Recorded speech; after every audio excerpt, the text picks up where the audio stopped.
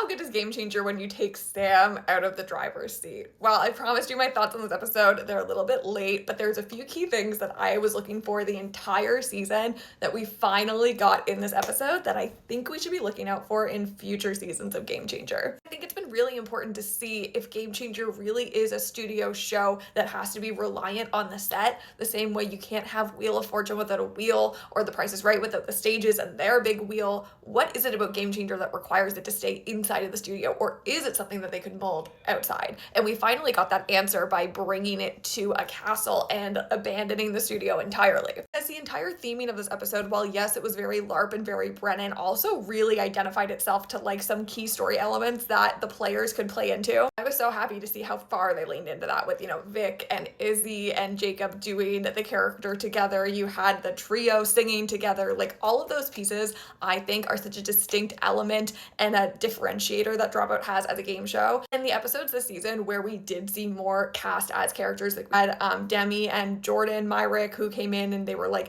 the Olympic style commentators on an episode. Would love to see more of that in future game design and future seasons. Like, we should be cranking those levers up as far as they can go, in my opinion. And while the ending of Brennan as the Minotaur didn't exactly surprise me, it truly was a moment in like the lore of Game Changer where I felt like we closed a chapter where, and this will be a very unpopular opinion with a lot of you, and I'm okay with that, felt like seeing Brennan as the Minotaur on the chair making, the calls to how his rants on the show turned into mugs in the merch store, like this whole thing we've seen from the beginning of Game Changer.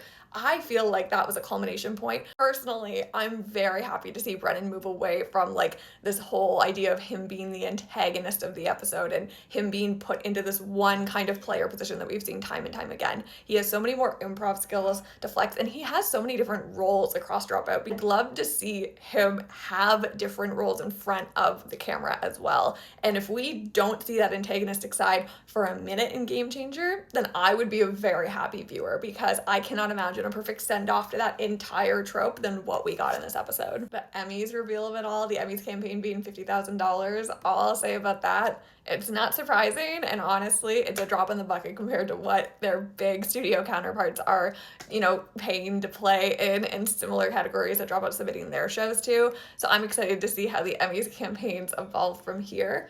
But good on you, Dropout, for knowing that you got to pay to play and get your feet wet to maybe win an Emmy one day.